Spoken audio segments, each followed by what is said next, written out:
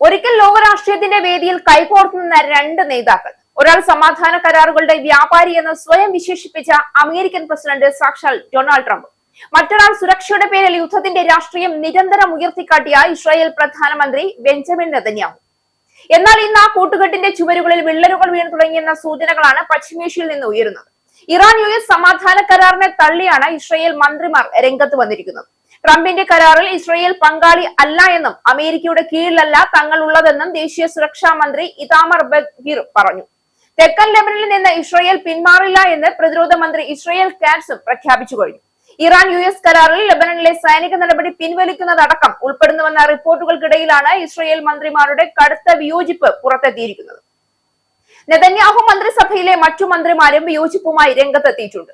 അതേസമയം നെതന്യാഹു നിലപാട് വ്യക്തമാക്കിയിട്ടുമില്ല. അന്താരാഷ്ട്ര സമ്മർദ്ദത്തിന് ഞങ്ങൾ വഴങ്ങിയ ഓരോ തവണയും പലിശയോടെ രക്തം ചിന്തേണ്ടി വന്നിട്ടുണ്ടെന്നും ബെൻ-ഗിർ പറഞ്ഞു.